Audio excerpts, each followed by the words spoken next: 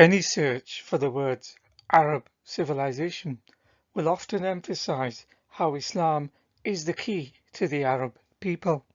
One such example is this research, which is accessible in the link below.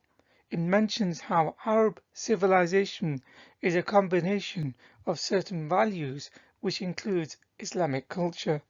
It then goes on to mention, quote unquote, Arabia was a cradle of Islam and of Arab civilization.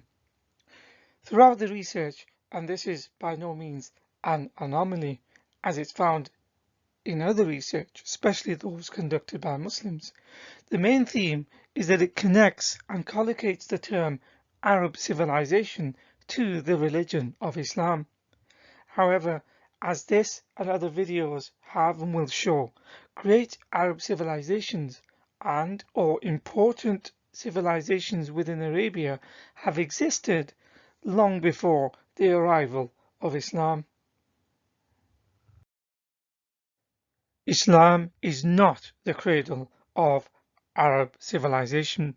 In fact, one of the most earliest civilizations located within the Arabian Peninsula, and probably one of the most important civilizations within all of human history, was Dilmun. Despite the claims made by Muslims for Mecca, the historical and archaeological evidence is scant for its ancient origins.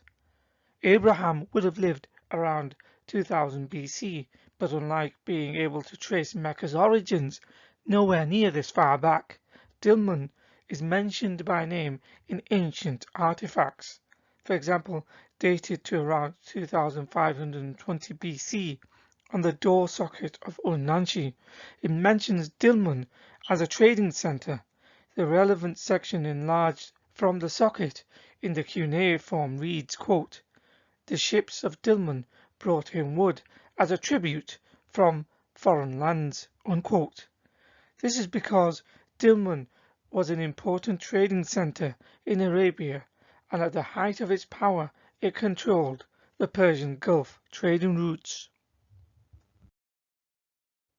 Michael Rice, a respected scholar and pioneer, mentions Dilmun in his book The Archaeology of the Arabian Gulf. On page 269, he mentions the importance of the Dilmun civilization. He talks about the Sumerian trade with Dilmun, along with the aforementioned translation of the inscription of the door socket of Unanchi. In the Britannica, it mentions how Dilmun was a commercial center found within Sumerian economic texts going as far back as 3000 BC, transporting copper and a variety of other goods, including precious stones and agricultural products.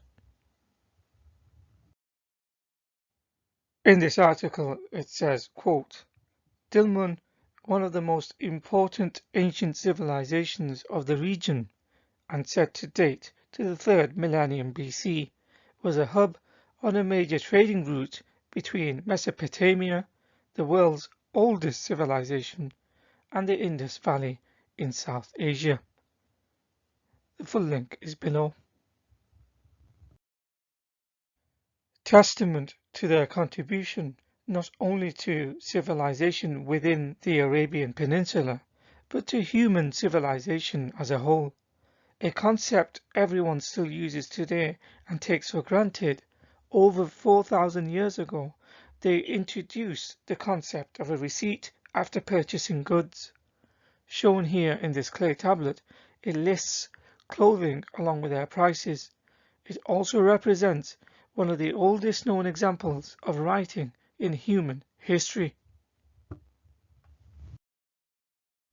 In the already cited book by Michael Rice, he describes such was the prosperity of Dilmun, the ancient Sumerians wrote poetry about it. Dilmun was described as a place of joy, peace, abundance, a holy place where the gods would meet, and on pages 144 to 145, Dilmun is described as the Holy Land, going on to say the first land in the world to be accorded this sacred character.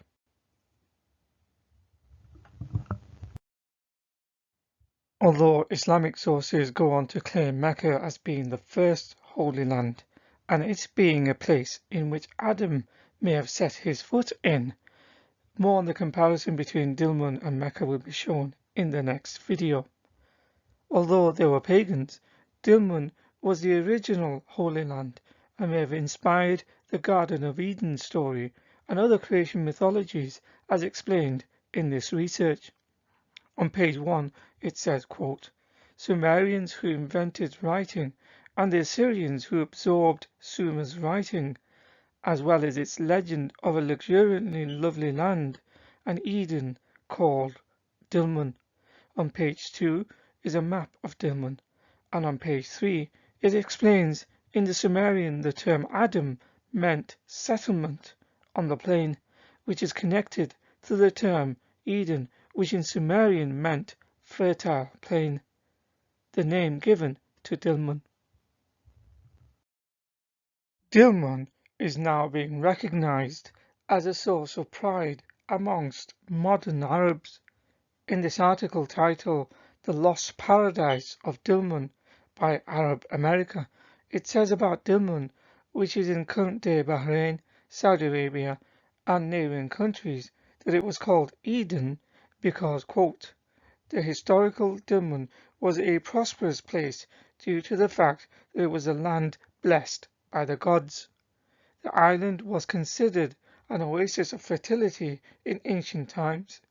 This could have given rise to a Sumerian legend that Bahrain may have been the biblical Garden of Eden. End quote. Despite what has been mentioned about the term Eden and it being referred to a corporeal place on earth called Dilmun, the Quran mentions Eden by name too. However, this is an ethereal place in heaven where good Muslims will be rewarded with after they die for all eternity. The Quran even describes Eden as a fertile place with rivers flowing within it, just like ancient Sumerians did. For example, in Quran 98:8, the term Eden is pronounced as Aden in the Arabic. According to Islamic eschatology and concepts of the hereafter, Adam was expelled from heaven itself to this world as a punishment. Quran chapter 2 verse 36 will be looked at in more detail in the next video.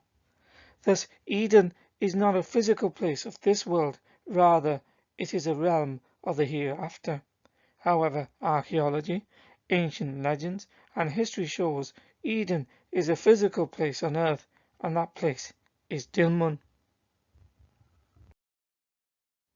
In this article by Dr. Samuel Noah Kramer, who was the world's most foremost expert in Sumerian history during his life, in his article with the title The Indus Civilization and Dilmun, the Sumerian Paradise Land, on page 45, he talks about Dilmun being described as a paradise-type place where immortality was given after the Great Flood to Ziusudra, the Sumerian Noah.